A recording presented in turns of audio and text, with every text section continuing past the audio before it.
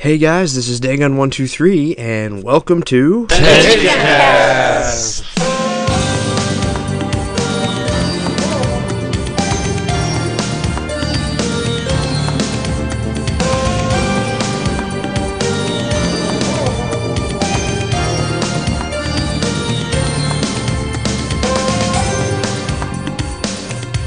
Hello everybody, and welcome to part 2 of No Need for a Trilogy, and yet another exciting episode presented by Tenchiforum.com. And of course, what cast would be great without great people to accompany it? And with me I have Chuck. Hello. JG. Hello. Mittens. Hiya. Ryoko Fan 21. Hey. And Mitchell93. Hello. With the success of the first movie and Tenchi popularity being at its height in 1997, a second movie was almost certain. But what about would be a whole different story for Tenchi fans. If we look at all of the Tenchi franchise prior to 2000, we see that the English versions have all been renamed from what they originally were. However, the movies have the most drastic change as far as names go, and the second movie being the most so. Not only was the name changed from Midsummer's Eve to The Daughter of Darkness, but the cover itself to the DVD was literally a polar opposite to the original. Did this change any preconceived notions you had going into the movie? And do you think the name change was necessary? Personally, I didn't even really know about the name change when I first started watching the movie. I just thought it was originally called Daughter of Darkness. I thought it was always that until I had seen, on the internet or wherever, or, heard one of us talking about it. I didn't even know that it was previously a different name and the DVD cover was different because I had the 3-disc set, so I didn't really have the cover of the second movie on it, so I didn't even really know. Well, much the same as Mitch. I really didn't know either. Of course, I discovered the movies through the Forum's YouTube channel, and I don't remember right now, but I think it's actually under both names on the YouTube channel. So I guess I kind of always saw the names together. I didn't really, because I wasn't around when the first release came out. I don't think it really matters that much of a difference to me. I like both names. I think Midsummer's Eve is pretty on target when it comes to the plot, unlike some of the other movies like Tenchi Muyo in Love. We really don't see how the title connects with the story, but both Midsummer's Eve and Daughter of Darkness, both titles, they both really actually convey lots of the plot, and I don't really think the movie poster change really affects anything. Well, I kind of echo again Mitch and Chuck, is that I wasn't really aware that there was a cover or a title change, and I'll bring this up too for people listening that have no idea what we're talking about, but Midsummer's Eve, Daughter of Darkness was actually a novel in the Hasegawa novel series. I think it's number 11 or so in there, and granted it's based off the Tenchi universe or Tenchi TV continuity to some degree, but it's almost a standalone movie, and it's got a kind of a different title because of that. The connection with being a novel first, and then it becoming a movie, and then the cover change doesn't really bug me, but the title change just makes things more diluted and confusing for people when you're trying to go through what little information there is for Tenchi fans, outside of certain forums like Tenchiforum. I'm going to echo something I said last week. I found the first 2 movies on the shelves in a local video store, not even knowing that they existed. Same thing applies for the second one. Unlike Mitch, when I first saw it, I didn't know that Midsummer's Eve was his original title. I had always thought that it was called Daughter of Darkness. And then later on, when I got back into Tenchi, found out that it was originally called Midsummer's Eve. And I watched the movie again, and kind of like Chuck said, both titles make sense for it, being that Daughter of Darkness, Tenchi supposedly has a daughter, and then it takes place during the summer, during what would be the Star Festival on Jirai. So seeing that again, both titles do make sense. And first seeing it for the first time, I had no conceptions about what it was going to be. It was, all I knew is that it was a Tenchi movie, and I was going to enjoy it. Well, I only really knew it as Daughter of Darkness, although I did find out about the name change, obviously. I don't know, when I first saw it, saw the title, it made me think, like, oh, Mayuka must be evil or something. So, yeah, I don't really know why they changed it, but I think the original name appeals to fans more. When I first saw the second movie, I actually picked up my copy from a local game shop of all places years ago. My first thought was, who is this new girl and who is this new demon character? And instantly I was excited from seeing it. It looks like it's going to be really action-packed. Like, Tenchi is in his light hawk garb, and in that respect, I don't think it was really false advertising. The Daughter of Darkness, there is action, there's plenty of that. So, looking at the original cover and looking at this one, I think Genion did a great job of picking what would grab the user the best. Purists today would probably throw a hissy fit over it not being called Midsummer's Eve. You see all the time where one line gets mistranslated and newer anime fans just flip, like, oh my god, why was that changed? Why was it not perfectly translated, so to speak? But Daughter of Darkness just sounds cooler. And while the original cover of the cast being happy, enjoying the summer, as a Midsummer's Eve title would imply, it just doesn't have the same punch to it as this really epic action cover in the name Daughter of Darkness, which reflects that. Tenchi the movie introduces us to two more new characters. Mayuka, Tenchi's daughter, and Yuzuha, a demon girl. What are your thoughts on them? Well, I guess I'll start with Mayuka. I mean, she's sort of one of the focus points of the movie. I quite liked her. I don't know how I would feel about her when I first saw the movie. But after seeing it a few times, I really like her. I thought she fit in well with the cast. Her fights with Ryoko were entertaining, and I like how she just appeared out of thin air, and Tenchi has no idea what to do with her. He takes her home, and he's shy and doesn't know how to introduce her to the rest of the gang, and they all start, of course, asking really tough questions, and he just doesn't know how to handle it. I really liked. She didn't get too much character development, but I mean, it was a short movie after all. But I thought she was very cute. She fit in well with the cute aspect. I don't think she was a bad character. She was nowhere nearly as emotionally deep as someone like Ryoko, perhaps, in this movie. But I really enjoyed her character. As for Yuzuha, on the other hand, I really don't like Yuzuha that much as a villain. Her voice is just so grating. It's very nasally. She just seems a bit childish for a Tenchi villain. I mean, it is sort of a kids' show, but I mean, this is a movie, and we've seen OVA Kagito, we've seen Kane, even Universe Kagito, and they're serious villains. And Yuzuha just seems a bit of a joke, a straw man almost. It was interesting to see her past with Yosho. That was interesting to see. But other than that, I really didn't find that much that I enjoyed about Yuzuha. I'm going to reiterate a lot what Chuck just said on Yuzuha. She wasn't the greatest villain, but then again, she also wasn't, she was neither overly impressive or overly a terrible villain in terms of just the way she acted. I mean, personally though, I thought her possessed toy collection was a little more dangerous than she was, but I'll get to that at another point. And at the end of the movie, when she goes through her transformation, spoiler alert, the first time I saw that, I thought back to the end of Fantasia. It was really weird to think of something like that. And as for Mayuka, I thought she was really sweet, but a little on the crazy side. She's, like Chuck said, she's just this girl who appears out of nowhere, and Tenchi just has no idea what to do with her, and then she just calls him daddy, and he freaks out. Yeah, she's sweet, but she's kind of like someone you would to hang out with, but at the same time you would want to keep your distance a little bit from her.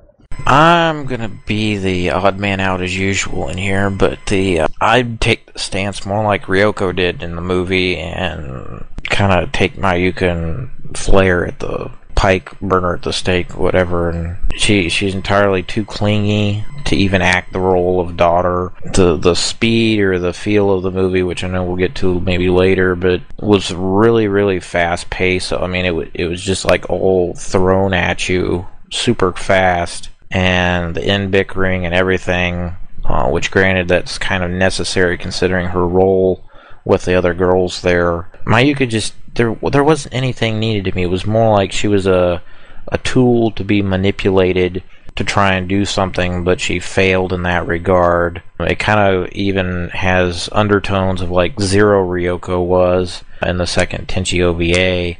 where she wanted to kill Tenchi, or she was being used by Clay as a manipulative object to try and do something. It was the same way. She's not real. She's a created object to try and do something there, and she, has her little redeeming moment there towards the latter part of this movie for Mayuka, but it just didn't really fit with me on that part of it, and like the others have said as to Yahuza, that the part with Yosho in the past and the Jirayan festival and that was kind of interesting to see, but otherwise she pretty much just acted like a timeless spoiled brat with weird superpowers. I mean, that's been covered by other movies, in the past sufficiently.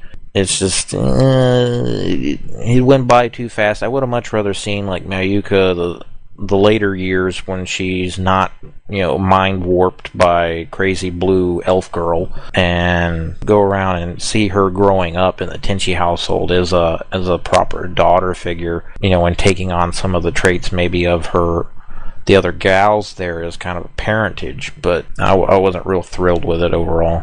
I'm not a Mayuka fan at all. And JG had a lot of nice points about her, and it didn't help that her English voice, although, an excellent voice actress, like, she was the same as Sakuya from Tenchi in Tokyo, so that didn't help me there. I don't know, I just didn't like the idea of Tenchi's future daughter showing up, and one of the girls being her mom, and plus, I don't know, she's a brat, and just kind of creepy, wanting to do dirty things with her father. I don't know, she just wasn't a strong villain. I didn't really like her either. She was blah. Well, I guess everyone doesn't like her, but personally, I like Mayuka. I mean, I know she's clingy and crazy and whatnot, but I like her. I mean, I don't know why. She's a little weird, but I'm a Ryoko fan, so I don't like her. All the other girls are like, oh, I'm gonna be the mom, or no, I'm the mom.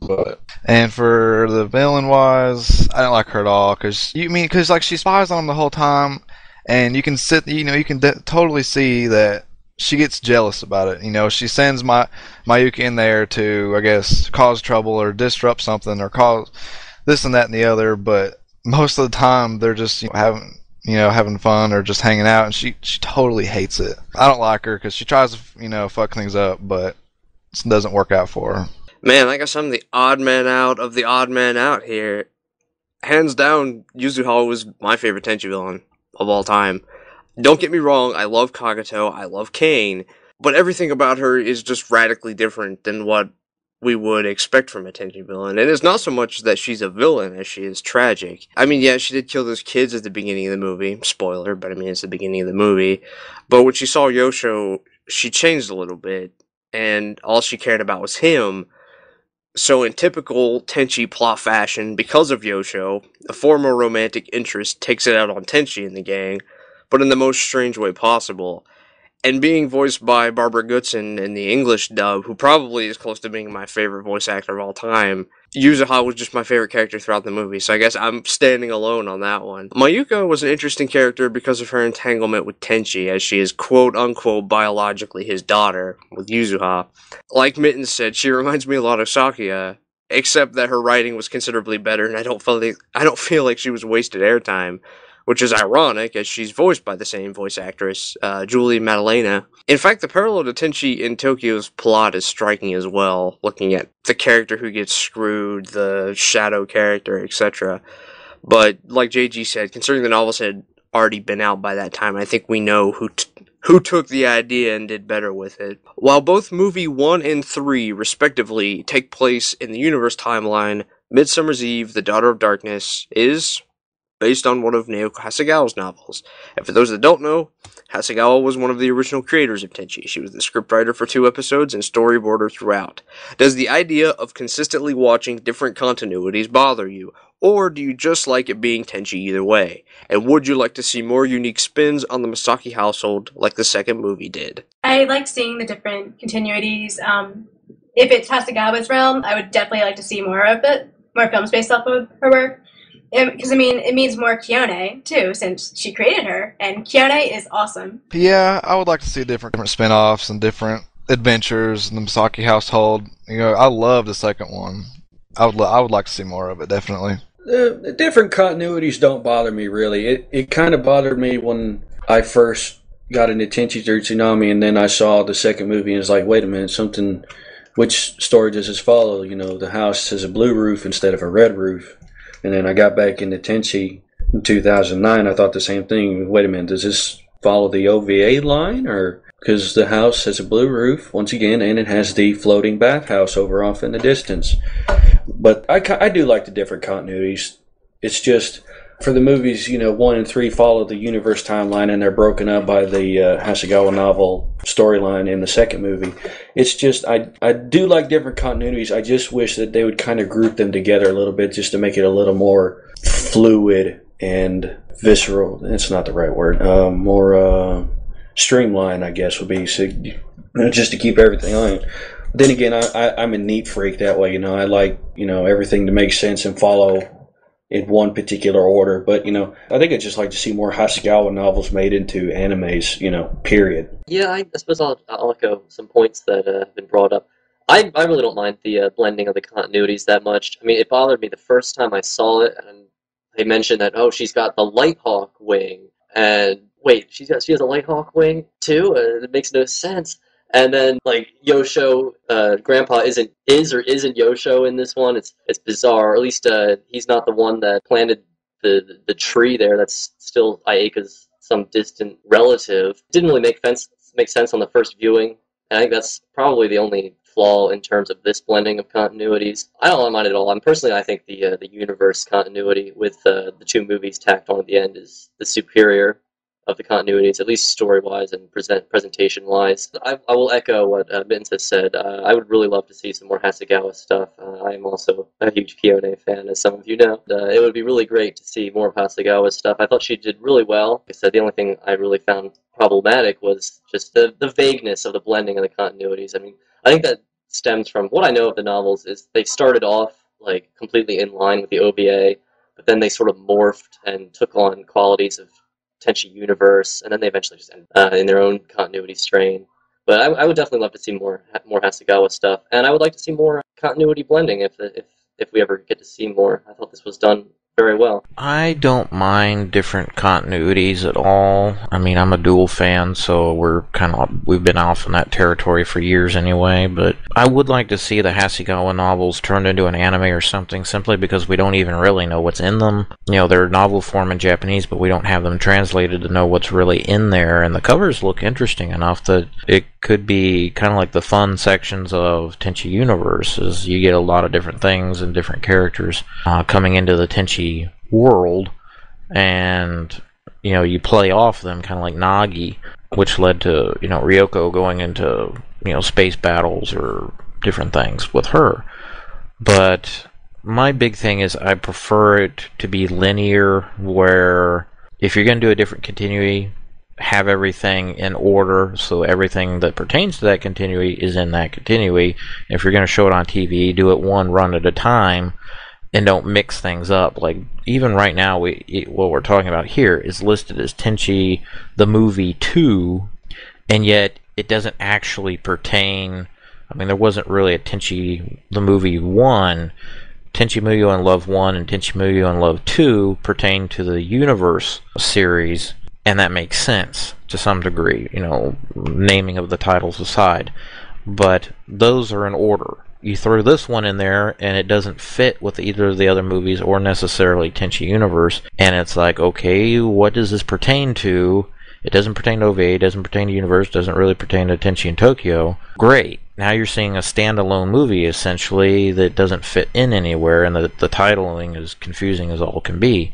So, you know, if you're going to do different continuities, fine. That's, you know, great. We've got a bunch of them, different things to pull from, variety of stuff. I would like to see more, but keep it in order so that us fans don't have any more to have to try and figure out, please.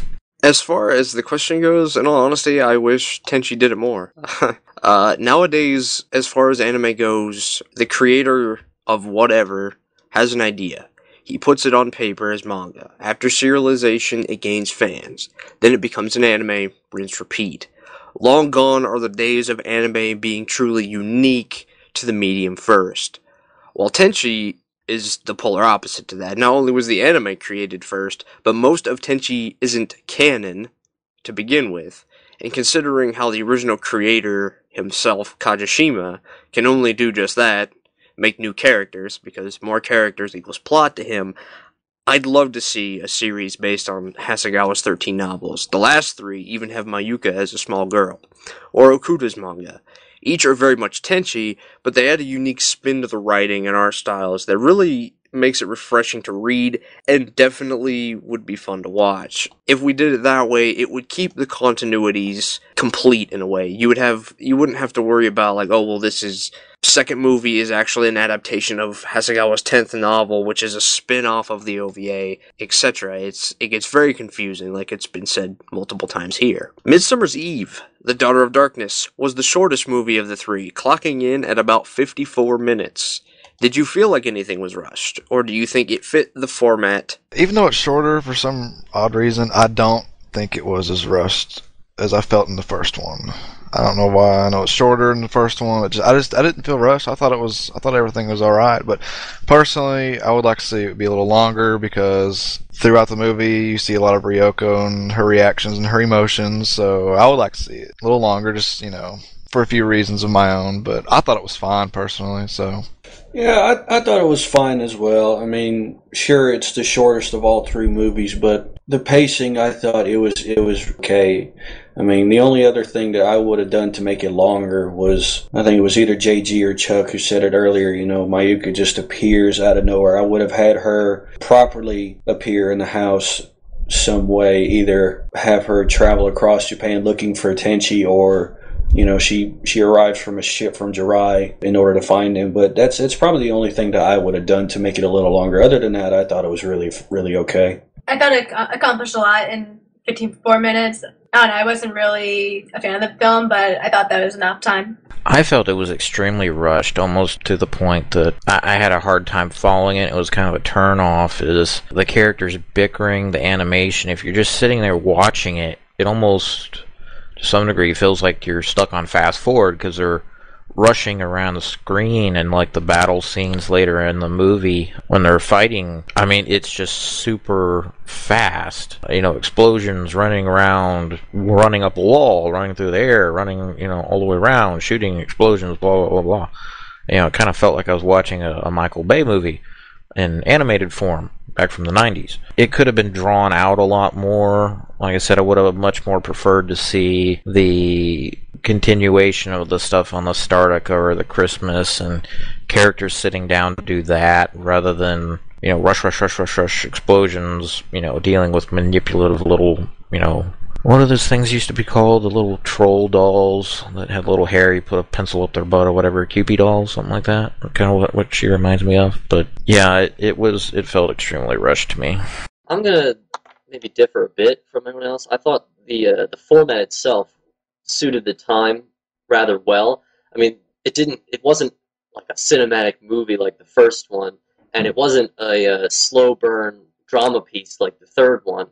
And I think it just felt more of like an extended special, like if you tacked on maybe another 20 minutes to the Mahoshi special and used that, showing more shenanigans going on between the beginning and end of the plot.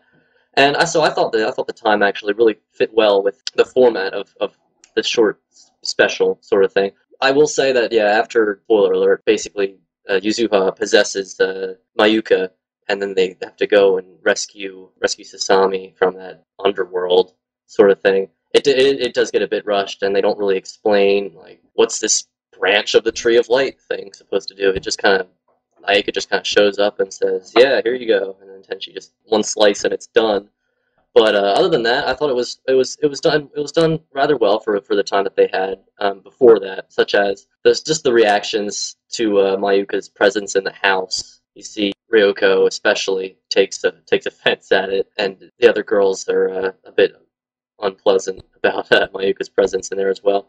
And you see you don't get a much character development, except of course in Ryoko's case, where after the slap heard round the world, where Tenchi slaps Ryoko, you do get to see quite a bit on that line, where Ryoko then heads off to the tree and is comforted by Ayaka, and then meets Tenchi on the roof. And I thought that was probably the longest of the short little subplots that went on, and that was done the best. So yeah, all in all, I'd say that the time was it fit the format. Sure, I would have liked to see it a bit longer, but all in all, I thought it fit it very well. I'm going to have to echo that sentiment. I think the first movie is definitely the best theater movie of the three. The second movie still has a cinematic feel to it, but it's much more toned down. It feels much more like a special. It doesn't feel like you have to be in the theater watching it. It also doesn't have the same build. The soundtrack isn't the same. All around, it's a different setup. And the plot itself is much more in line with what you'd see from early OVA, aka slice of life with short adventures involving the cast. In all honesty, while I'd like to see more Yuzuha or Mayuka from the movie, because, I like the characters, I think, if anything, it was pushing its time on screen more than it was that it needed more. I think there were a few plots that probably could have been extended, but I'd say for what it was and how it was played, it wrapped up nicely. And of course, this one is always the one that everybody brings up when they watch the movie. Tenchi decides to strike one of the girls for the first time, and it just so happens to be a crowd favorite. What do you think of Tenchi hitting Ryoko, and your reaction to it? Oh man, as a die-hard Ryoko fan, I can tell you from just the pit of my stomach, I hated that moment. I just, I agree with kind of what Chuck said or somebody said before we got started. It does lead to some really sweet moments between Tenchi and Ryoko, but I still find that scene hard to watch to this day. I mean, it's just it's just not a good scene for a diehard Ryoko fan. I don't know, I kind of avoided the movies after kind of hearing that through the grapevine eventually, because out of the female characters, I prefer Ryoko and Kione and stuff like that, in terms of pecking order. But I don't know, when I actually saw it, I wasn't expecting it right there as quickly as it happened. It kind of came out of the blue, even though I knew it was supposed to show up somewhere. I don't know, like Ryoko fan just said, it does lead to some nicer moments, although I don't think Tenchi apologized enough or, made amends personally. I mean, in a real life situation, that would not have been enough. And plus, you're dealing with Ryoko, who's a space pirate. If we're going off the Tenchi universe background, she's supposed to be, a bit of a badass there. If it were me in her shoes, dickering back and forth with Mayuka, I would have kind of blown her ass away and then been done with it. She tried dropping her out of the sky and then saved her at the very end and got into trouble for that, but it's very hard to watch and so forth. I'm not sure it was even needed to be in the film in order to accomplish what they needed to do, but, and still Ryoko sticks by Tenchi kind of almost blindly after that, without too much. They don't show it too well as to, okay, he said he's sorry, we're having a moment, go back to, protecting his ass anyway. And she's the only one that sticks by him, right next to him when he has to go into the final battle, essentially. Like others have said, Ayeka kind of drops out of nowhere with the, little branch of life thing, but I'm more interested so in hearing other people's opinions, actually. Oh God, I mean, just like he said, I wasn't expecting it when it happened. Didn't even imagine that's what was gonna happen. But when it did happen, I was like, Tenchi, you son of a bitch. I mean, I'm a diehard Ryoko fan, so I was pissed. I mean, I didn't like it at all. I really didn't. And no, he didn't apologize enough. And then he just kind of said sorry, and then. Of course, she still sticks with him, but I just didn't like it. Just didn't like it at all. He didn't apologize enough. I don't know. I just don't like it at all.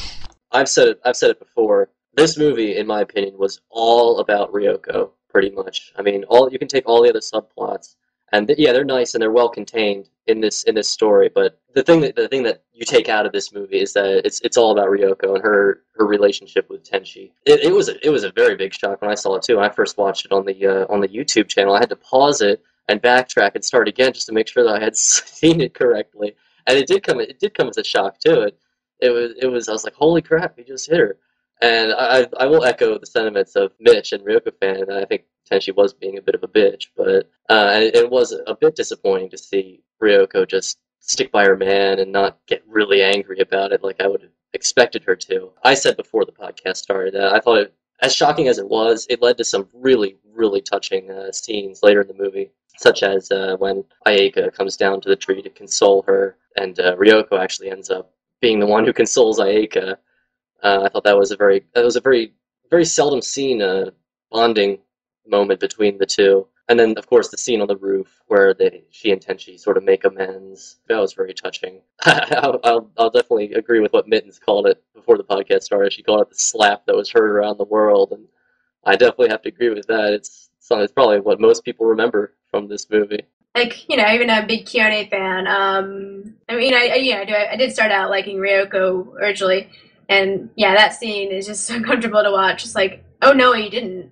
I just don't like it. It's funny because my favorite moment comes right after my least favorite moment in probably all of Tenchi history, and like everybody has echoed here. Spoilers if you haven't seen the movie. Ryoko, like everyone else, is not happy one bit Mayuka is there, but Ryoko, being the strongest one of the gang, pushes on it, and the tension escalates to Tenchi slapping Ryoko, which is absolutely the worst thing in the world to watch. It's like Tenchi reached through the screen and slapped you personally.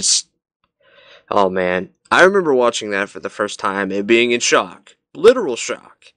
And if there's one thing that is clearly burnt into my mind from that movie, it is that slap.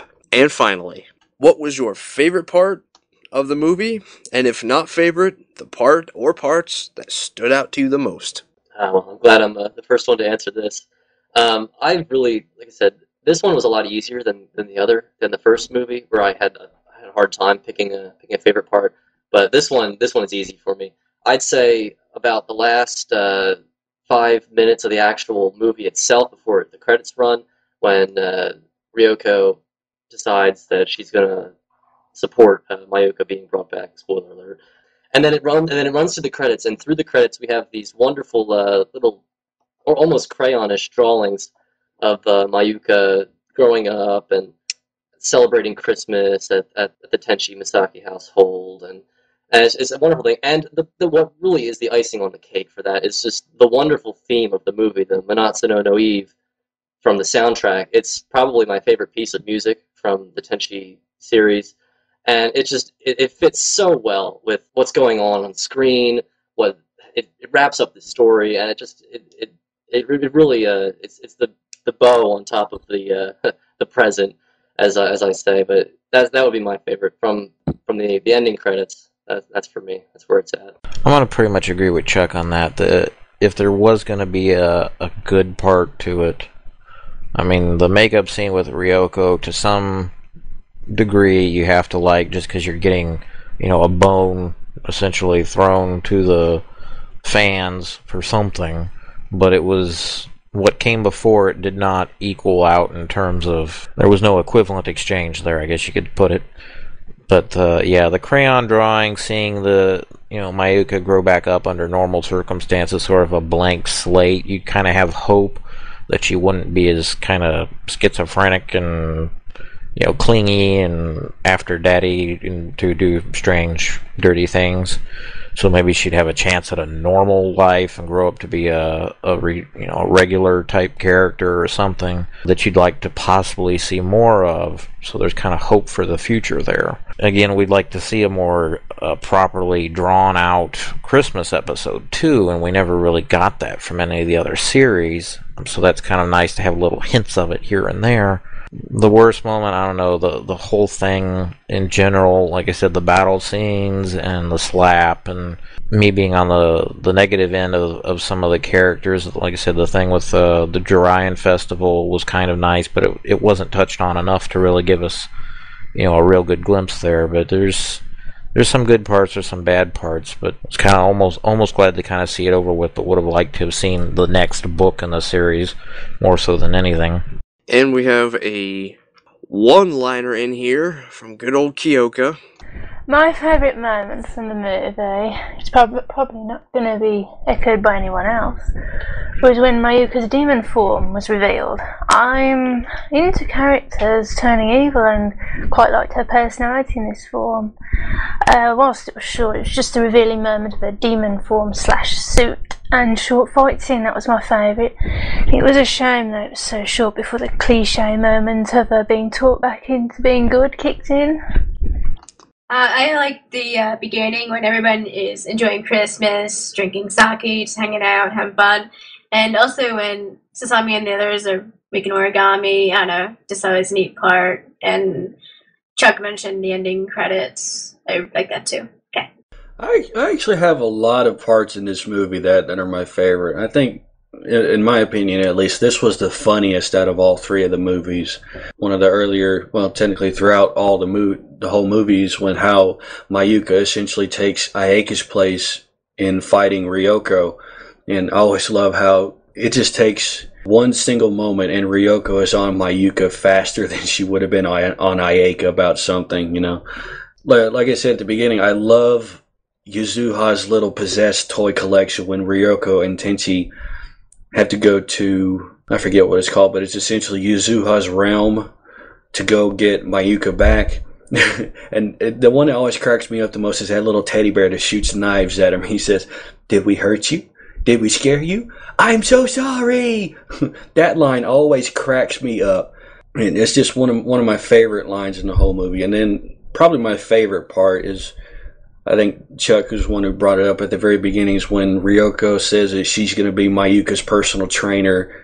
And then Wasu says, "Well, I guess Ryoko just will be Ryoko." And Tenchi just like, "That's what worries me." But, you know, I think those were the three parts that I could definitively call my favorite parts from the movie. I got many moments. Favorite, I don't know if there's one above the rest, but I like the fight scene between Tenchi and I guess the demon form. You know, when Ayeka brings that little branch or whatever, I like that. And touching moment would be whenever Mayuka gets turned back into that little crystal and Sasami's crying and Tenchi's got to pull her back. That would be a touching moment for me. And just like that was said a minute ago, I love all the funny moments in there, like the teddy bear. And one of my favorite funny moments is when Mayuka, like before they go to her realm, Mayuka's like running out through the woods or whatever, and Sasami's chasing her, and Ayeka's right behind her, and Ayeka falls and busts her ass. I thought that was hilarious. But I just like the movie. It's just one of my favorite movies. But that's about it for favorite moments. If I had to look at all of the moments, I mean, the movie has a lot of good ones and a lot of great ones that really stick with you, but the one that usually tops the rest for me is right after everyone's favorite slap. Ryoko's in pretty much the same position as all of us, defeated and helpless, and she leaves and goes onto the roof. Tenchi, realizing what an asshat move he just made, goes up to comfort her. Now, it's the scene as it plays out that really made the movie for me, because it showed that not only is Tenchi not a spineless, one-sided jellyfish of a male lead character, which is what every single lead male character does. Tenchi, of all characters, he goes up there and apologizes. Now, granted, he just slapped pretty much everyone's favorite character. I mean, the poster girl for Tenchi, and it's not just that easy. It's not that easy for all of us. But he accepts Ryoko's affection afterwards, and she lays on his shoulder, and it shows both of them sitting there looking up at the moon, and it's just a fantastic pickup scene. It's the perfect roller coaster. You go all the way down, and then you're coming all the way back up, and there's them sitting at the top watching the moon. That's good writing. But I'd expect no less from Hasegawa. Thank you, everybody, for being in and sharing your thoughts and opinions on The Daughter of Darkness, Midsummer's Eve. Does anybody have anything they want to add? I suppose I'll chip in again. Me being a huge Keone fan, because I was brought up on Tenchi Universe, I didn't know at first that Hasegawa created Keone. I didn't know what the original Keone was like, so when it came about, I was pretty surprised to find out that the original Keone is basically has got no temper at all, which was quite a shock to see in the movie. I just thought it was ever so nice to see what the original Keone is supposed to be like. Yeah, I guess I'll echo that. I mean, as a huge Keone fan myself, it was nice to see her again. I wish we could have seen more. I mean, this is a Hasegawa novel-based story, and Hasegawa is the one who created Keone, so I would have hoped to seeing a bit more. I will agree with Kyoko in that this is a very different Kione from what we're used to seeing, and I wish we could have seen more so I could have made a better judgment on how the original Kione was. I have a quick question. Okay, whenever Mayuka's, first brought about, DNA from this demon and then DNA from Tenchi, and then after the movie she's reborn in Washi's lab, is she born under the same circumstances? Like, same DNA as before, or what? Yes. Okay, I didn't know. I was thinking about that. I was like, wait a minute. She just has a chance to, like GG said, and like everybody else has seen through the end of the movie, she's given a blank slate. She's able to grow up without having the baggage of Yuzuha's malice, vengeance tacked onto her, and she's able to just using her as a tool. She's able to be her own person, and like it's been said, she ends up she's a part of the family normally in novels 11, 12, and 13. So it's not like this is a one-time thing where Mayuka just suddenly disappears and she's taken to Jirai or something. She's a part of the household. So I think it would be especially nice to see the novels animated, if ever given the chance, because we would be able to see Mayuka a part of it and really be more of a character that everybody can associate with, as opposed to one that really reminds us of Sakuya, which is not what you'd want to see. Actually, just quickly, I just wanted to say that out of all the attempts at having a new Tenchi girl tacked on, I think Mayuka was the only one that they got it right with. Sakuya I didn't like, Noike I didn't like. Was it her name, Haruna in the third movie? Whatever her name was, I didn't like her. But Mayuka, she just fits in. Yeah, that's what I was going to try and go on too, is that if you think about it, that could have been probably a good question for the regular podcast, but is, out of all the attempts or ways that have been tried to bring up, is like, well, who gets Tenchi? Well, nobody gets Tenchi, but they still have a kid, in the sense that Yahuza, or I can't ever pronounce her name right, but yeah, it's biological DNA mixing there, which I imagine, Washu could have just as easily done as if anybody, but that fixes the problem, essentially. Nobody gets it, but they still have a kid, and everybody can agree to, teach her and grow her up, normal in that craziness of a household. So it solves the problem. And like Mitch was asking there, is that she's basically, all of her DNA substance or whatever is in the crystal. She's just reconstituted, kind of like instant oatmeal, I guess. All the oatmeal is in there, but just add water and you've got oatmeal again. It's just not her. I'd imagine her mind was started fresh from infancy there. What Mitch and JG just mentioning Washu brought up another point that I meant to bring up earlier, which was I think this movie, sort of like the first movie, suffers a lack of Washu. But unlike the first movie, we do get a lot of really memorable Washu moments for what little she shows up, like when she's explaining how Mayuka might be the daughter of one of the girls from the future, and all the girls are rushing around and discussing it, and Washu's just spitting out watermelon seeds. That was cool, and how when she sneaks up on Mayuka and pulls the hair out and says, "Oh, thank you for volunteering for my experiment," and then quick runs off to the lab. I thought those were some very good Washu moments, and for what little we got of her, it was, I think, her best appearance in any of the three movies. Well, I think on the subject of Washu not seeing very much of her, in all honesty, I think it's kind of against her character to be thrust into the spotlight like that. I mean, you see Ryoko, you see Aika, they're kind of the ones that have a lot more charisma. They want to be up in the front, as opposed to Washu, who's off working on a project, on an experiment. She's off in her lab. Those are all important things to her, not being like, oh, hey, look at me, I'm doing something important. It's, oh, hey guys, how's it going? I've been working on this, and I'm glad to see that you guys are all here, and I'm doing important stuff. So, granted, you want to make sure that you, I guess, cater to every fan, but I think if it fits in character, as you don't really have to put her out there. Like, okay, Washu's going to send them back into the past in the first movie, but that's it. I mean, you really don't want to thrust anymore, because in my opinion, I think it feels a little bit out of character. I don't know. You've got I forget which series it's from, but Washu's got her little talking dolls.